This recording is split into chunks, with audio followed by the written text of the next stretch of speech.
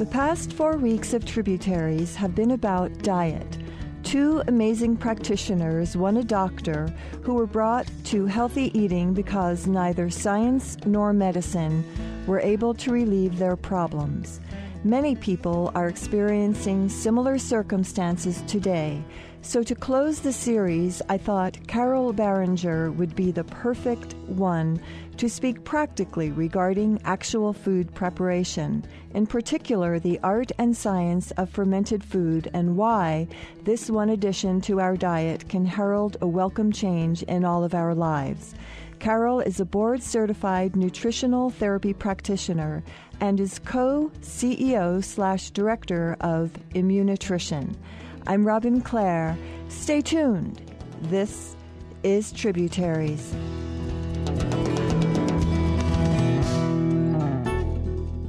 Carolyn, thanks so much for joining us today. I believe as the founders of Body Ecology and the GAPS, which stands for Gut and Psychology Syndrome, did, you were led into all of this by the dissatisfaction with your own health. Is that true? Yes, very much so. I think a lot of people arrive in their careers as healthcare practitioners, especially holistic healthcare practitioners, because of their own health issues.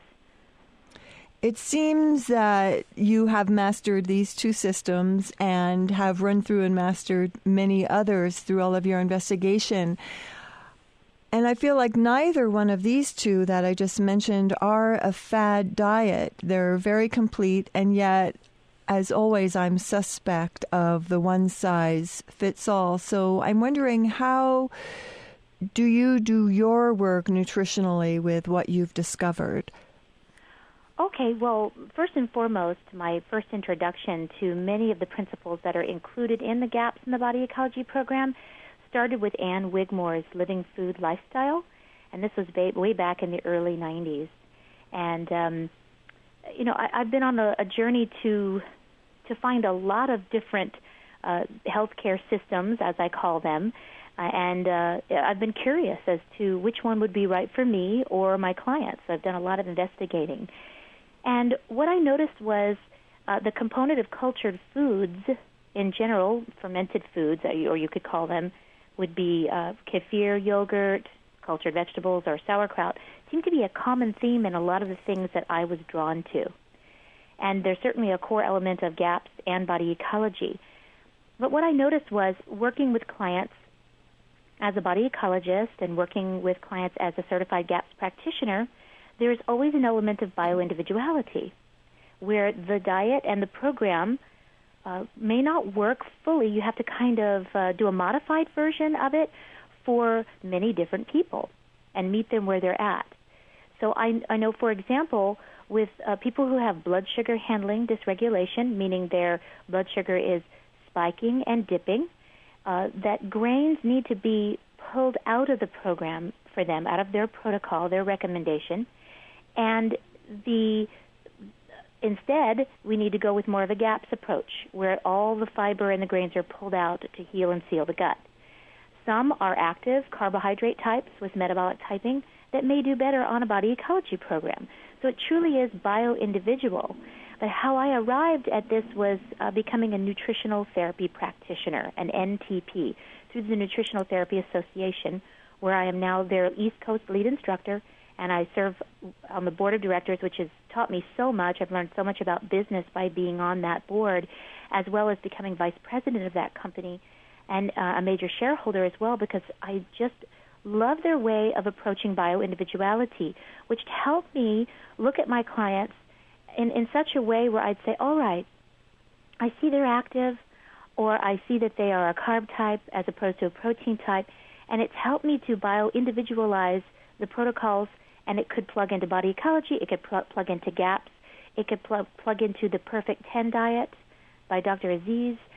There's so many things that, and then you can tweak it. So if the person's not willing or ready to move into full GAPS diet, you may start them with the introduction diet, or vice versa.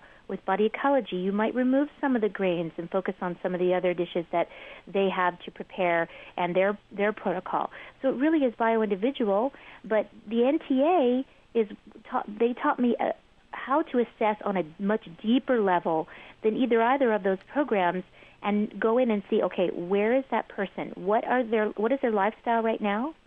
What are their eating habits right now? What functionally can I assess on the body that can tell me what their innate intelligence needs, rather than their subjective needs in their own mind about what they need in their life? So I truly feel that people who have blood sugar dysregulation are much more suited to GAPS, because they need to pull the carbohydrates, the starchy carbohydrates, the processed, refined carbs out of their diet. And that is a mainstay in the program on body ecology. So I don't look in that direction for the blood sugar handling dysregulated, but I would for an active person who's an athlete that may need more of that component in their diet. I think it's so wonderful hearing you talk about a nutritional therapy program. You called it NTA? Yes, Nutritional Therapy Association, NTA for short. Right. And if you could just tell us a little bit about that, and then you're also involved with the Certified Healing Foods Specialist training. I just cringe when I hear about the people that are in regular colleges and they're doing nutritional programs, or, I'm sure home ec isn't called home ec at the college level, but it's basically that. And it's scary. It's just downright scary what they're, I think, still teaching. So to hear about this Nutritional Therapist Association and the information that is now coming out is just fantastic. Well, okay, let's start with that, the Nutritional Therapy Association. They are based out of Tumwater, or around Olympia, Washington, and they do hold distance learning and classroom-style venues and classrooms nationwide.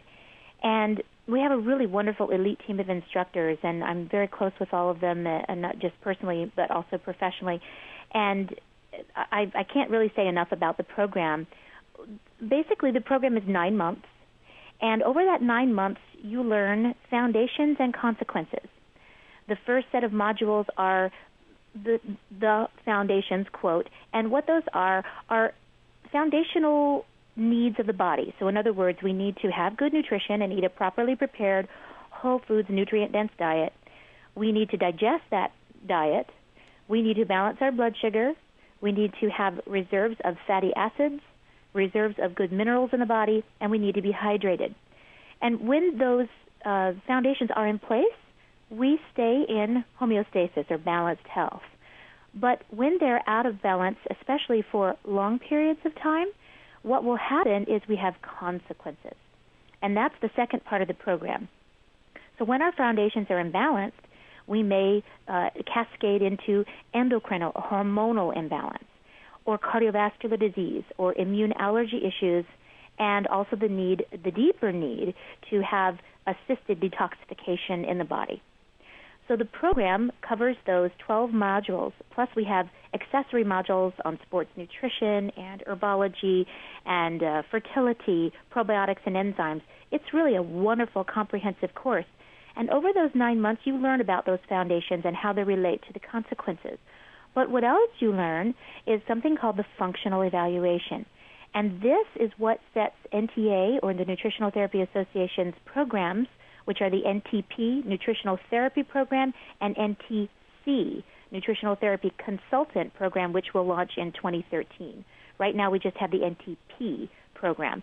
But what sets the NTA apart from really every other school, and I've attended a lot of them, trust me, Institute for Integrative Nutrition is a wonderful program as well, but it's the functional piece, the functional evaluation, which is a hands-on assessment tool that allows you to press or palpate into the actual organ or gland, if they're not too deep within the body, but some are superficial reflexive points. So, in other words, you palpate on a point that might talk to a deeper portion of the body, but it's on the superficial part of the body, on the outside.